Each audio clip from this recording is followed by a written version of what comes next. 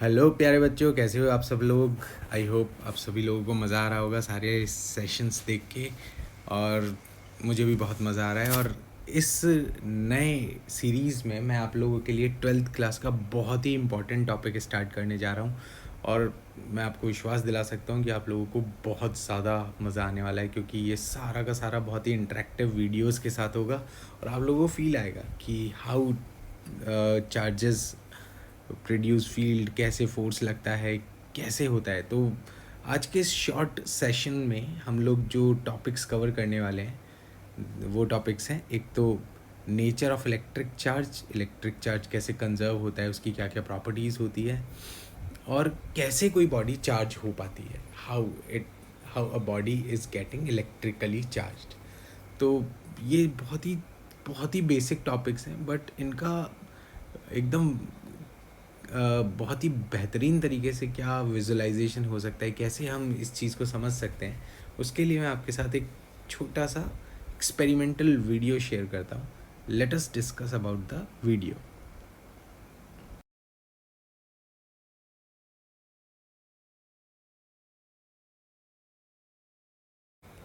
Okay, तो बच्चों देखो, हमारे पास कोई भी एटम में क्या क्या चीज़ें प्रेजेंट होती है, इसको मैं आपको एक बार यहाँ पे रिप्रेजेंट करके दिखाता हूँ और फिर कैसे चार्ज बनता है वो बताता हूँ।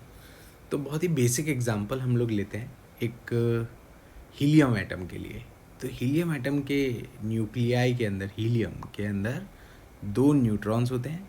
आई विल ऐड टू न्यूट्रॉन्स, ये ग्रे कलर के न्यूट्रॉन्स हैं। दो प्रोटॉन्स होंगे और ये बन गया हीलियम का न्यूक्लियाई। न्यूक्लियाई मतलब जिस जो पोर्शन एटम का न्यूट्रॉन और प्रोटॉन को कंटेन करता है, ये वो वाला पार्ट हो गया। अगर मैं आपको इसके इस टाइम पे चार्ज की वैल्यू दिखाऊं, तो आप देख सकते हो राइट हैंड साइड पे नेट चार्ज की वैल्यू जो पीरियोडिक टेबल के नीचे है +2 दिखा रही है। क्यों है +2? क्योंकि इस टाइम पे इसके अंदर दो न्यूट्रॉन्स हैं जो कि न्यूट्रल है, और दो प्रोटॉन्स है। एक प्रोटॉन की वजह से +1 चार्ज, तो दो प्रोटॉन की वजह से +2 चार्ज। तो ये तो हो गया अभी तक का टोटल चार्ज। अब मैं एक एटम बनाने के लिए इसको इलेक्ट्रॉन भी दे देता हूँ। तो ये पर्पल कलर से इलेक्ट्रॉन, देखो एक इलेक्ट्रॉन आया, यहाँ पे एक पॉजिटिव एक नेगेटिव न्यूट्रल हो गया, और अब इसका नेट चार्ज बच गया सिर्फ +1। अब एक इलेक्ट्रॉन और दे देता हूँ इसको, ये देखो दूसरा इलेक्ट्रॉन एकदम सिमेट्रिकली ऑपोजिट पोजीशन पे गया, और ये एटम बन गया न्यूट्रल एटम। तो कोई भी सिस्टम के अंदर बहुत सारे न्यूट्रल एटम्स होते हैं जो एक दूसरे के साथ बॉन्डेड होते हैं। उनके बॉन्ड्स का अलग अलग नेचर होता है, कुछ वॉन्डरवॉल बॉन्ड्स होती है, कुछ आयनिक बॉन्ड्स होती है। They are all depends upon electron proton interactions of the atom. ये सारे जो एटम्स होंगे इनके आपस के इंट्रैक्शन से बॉन्ड्स बनती हैं। हमें उन बॉन्ड्स के बारे में नहीं जानना है, हमें तो चार्ज की प्रॉपर्टीज़ के बारे में जानना है। तो देखो, ये जो फंडामेंटल पार्टिकल्स हैं ना किसी भी एटम के अंदर, न्यूट्रॉन, प्रोटॉन और इलेक्ट्रॉन, इन फंडामेंटल पार्टिकल्स में से दो चीज़ें ऐसी है जिन पे चार्ज एग्जिस्ट करता है। एक तो है प्रोटॉन और दूसरा है इलेक्ट्रॉन। न्यूट्रॉन्स तो न्यूट्रल होते हैं। अब सोचना कि जो प्रोटॉन है वो न्यूक्लियाई के अंदर है, और न्यूक्लियाई के अंदर जो फोर्स लगता है वो है न्यूक्लियर फोर्स। तो जब मैं प्रोटॉन को किसी एटम में से बाहर निकालना चाहूँगा या प्रोटॉन को एटम के अंदर ऐड करना चाहूँगा, तो मुझे न्यूक्लियर फोर्स के अगेंस्ट वर्क करना पड़ेगा, विच इज़ वेरी डिफ़िकल्ट। तो ऐसे न्यूक्लियर फोर्स को तोड़ना या उसके अगेंस्ट वर्क करना बहुत डिफ़िकल्ट होता है। तो मैं हमेशा इलेक्ट्रॉन्स को मूव इन मूव आउट करा सकता हूँ, बहुत ही ईजी होता है। देखो ये गया एक और इलेक्ट्रॉन, ये गया एक और इलेक्ट्रॉन, खूब सारे इलेक्ट्रॉन्स मैं ऐड कर सकता हूँ। क्योंकि इलेक्ट्रॉन्स तक जो फोर्स है ना वो न्यूक्लियर फोर्स नहीं है। इलेक्ट्रॉन्स तक जो फोर्स है वो है इलेक्ट्रिक फोर्स, इलेक्ट्रोस्टैटिक फोर्स। तो ये देखो, मैंने एक हीलियम एटम के अंदर खूब सारे इलेक्ट्रॉन्स लगा दिए हैं, और न्यूक्लियाई के अंदर तो उतना ही है जितना एक हीलियम एटम में होना चाहिए। अब अगर मैं यहाँ पर इस पूरे हीलियम एटम का नेट चार्ज गिनूँगा, तो देखो दो प्रोटॉन के साथ दो इलेक्ट्रॉन्स तो न्यूट्रलाइज होके ज़ीरो हो गया, लेकिन अब जो बचे हुए इलेक्ट्रॉन्स हैं वो इसको एक्सेस चार्ज दे रहे हैं। तो इसके अंदर total number of electrons extra में कितने बचे, 8। तो उसकी वजह से इस पूरे एटम पे -8 चार्ज आया। अब ध्यान से देखना, मैं एक इलेक्ट्रॉन निकालूंगा, इसके अंदर कितने एक्स्ट्रा इलेक्ट्रॉन बचे, 2 प्रोटॉन के साथ 2 इलेक्ट्रॉन न्यूट्रल हो रहे हैं, तो एक्स्ट्रा इलेक्ट्रॉन बचे 7। इस एटम का नेट चार्ज हो गया -7। एक इलेक्ट्रॉन और निकाल लिया, अब इसमें एक्स्ट्रा इलेक्ट्रॉन्स बचे 6, तो -6, क्योंकि इलेक्ट्रॉन एक्स्ट्रा है ना, तो उसी का चार्ज आएगा।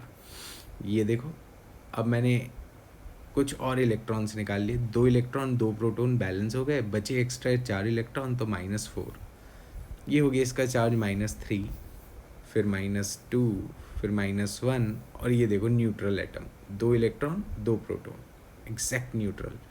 तो जो चीज़ एक्सेस में होती है, वही चार्ज प्रोवाइड करती है सिस्टम को। जैसे मैं एक इलेक्ट्रॉन निकाल लेता हूँ, अब इसमें एक्सेस में क्या है, ज़्यादा कौन है, प्रोटॉन है, तो इस एटम का चार्ज प्रोटॉन की वजह से आ गया, और वो कितना हो गया, +1 प्रोटॉन। एक इलेक्ट्रॉन और निकाल लिया, ये बन गया हीलियम न्यूक्लियाई, जो कि पॉजिटिवली चार्ज है, और इसके अंदर कितना पॉजिटिव चार्ज है, +2, क्योंकि इलेक्ट्रॉन्स तो कुछ है ही नहीं।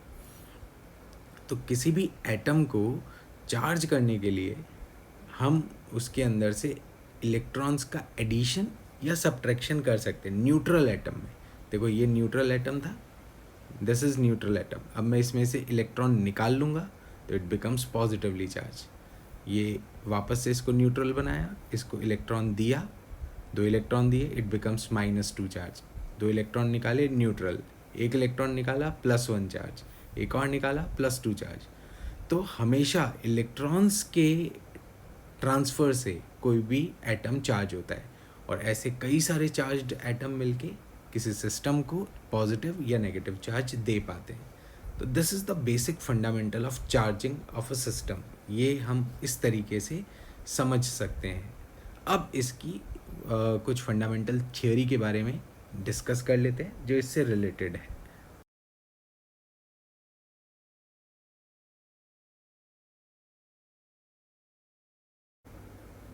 सो now discuss about our learning goals. अब हम इस चैप्टर के बहुत ही फंडामेंटल पार्ट को डिस्कस करना स्टार्ट करते हैं। तो सबसे पहली चीज़ कि व्हाट इज़ चार्ज, चार्ज क्या होता है। तो charge is intrinsic property of atom. Intrinsic क्यों, क्योंकि ये उसके फंडामेंटल पार्टिकल्स पे डिपेंड करता है, of atom, which is due to fundamental particles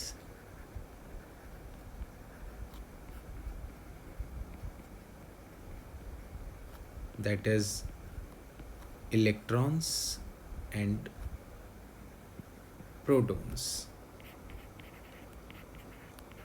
ठीक है, किसी भी एटम के अंदर ये कंडीशन होगी।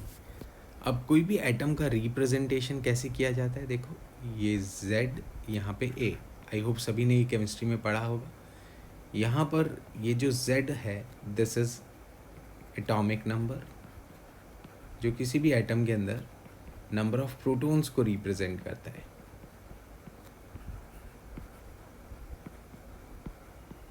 और A is number of protons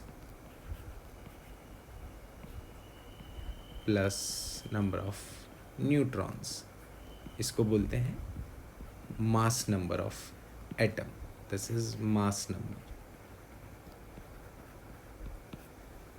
तो किसी भी एटम के न्यूक्लियाई में कितना चार्ज होगा, देखो अब हम चार्ज की बात कर रहे हैं, और चार्ज को हम इलेक्ट्रॉन्स के नंबर्स से लिखते जाते हैं। 1 electron charge is -1.6 10⁻⁻19. 1 proton charge is +1.6 10⁻⁻19. एक चार्ज की वैल्यू इससे कम नहीं हो सकती। This is the least value of charge which we no.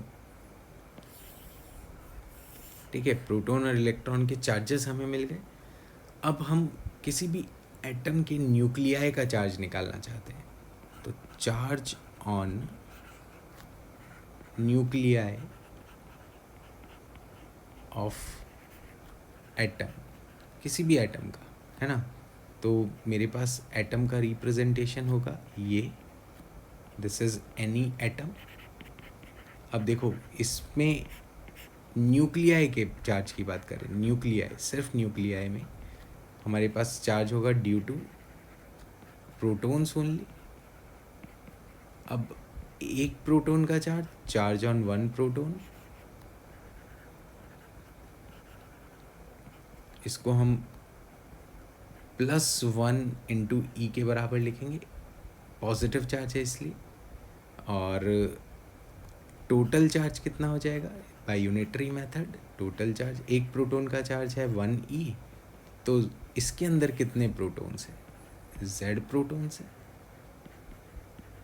तो इट इज़ +ZE। किसी भी न्यूक्लियाई के अंदर जो चार्ज होता है it is +ZE। Very simple concept. अब एटम के चार्ज की बात करें, चार्ज ऑन एटम,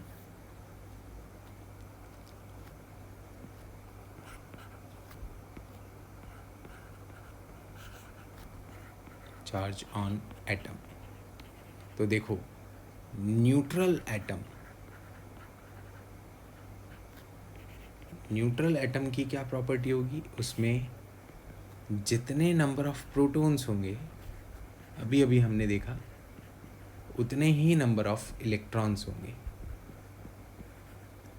जो अभी हमने एक एक्सपेरिमेंटल व्यू में देखा था कि अगर 2 प्रोटॉन न्यूक्लियाई के अंदर थे तो 2 इलेक्ट्रॉन पे वो न्यूट्रल हो जाता है, net charge of neutral is 0।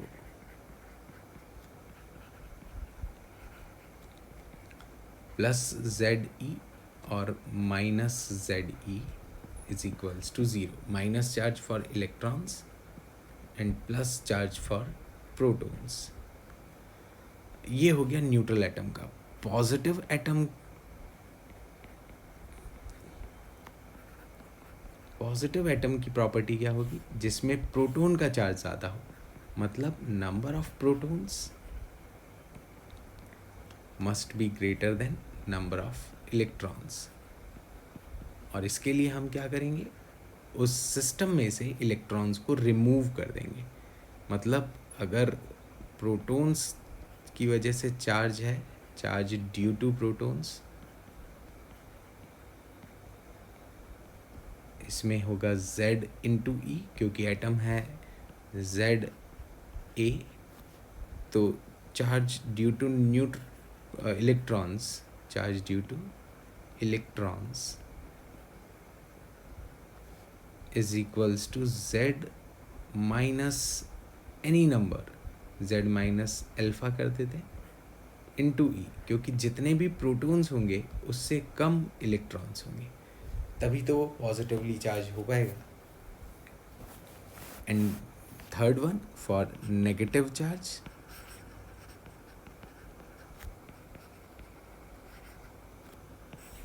number of protons must be less than number of electrons। यहाँ पर इलेक्ट्रॉन्स का नंबर प्रोटॉन से ज़्यादा होना चाहिए, मतलब हम एक्सेस नंबर ऑफ इलेक्ट्रॉन्स डाल देंगे। तो अगर नंबर ऑफ प्रोटॉन्स है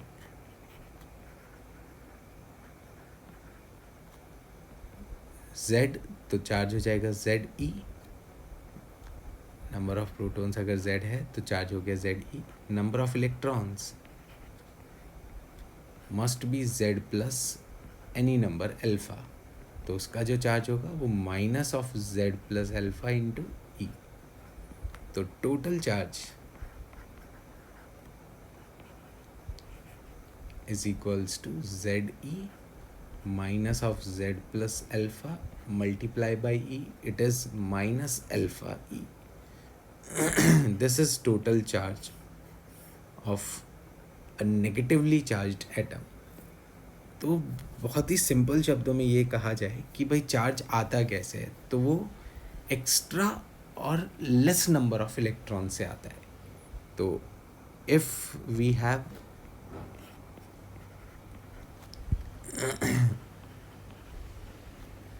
extra electrons extra or less n number of electrons, अगर या तो हमारे पास एक्स्ट्रा इलेक्ट्रॉन्स होंगे या लेस होंगे n नंबर ऑफ इलेक्ट्रॉन्स, तो जो चार्ज होगा Q, that is charge on atom, वो सिर्फ एक्स्ट्रा नंबर्स की वजह से आएगा। तो वो एक्स्ट्रा नंबर्स हैं n इंटू ई। अगर वो पॉजिटिव हुआ मतलब वो कम है, नेगेटिव हुआ तो वो ज़्यादा है। This is the property which we know as quantization of charge.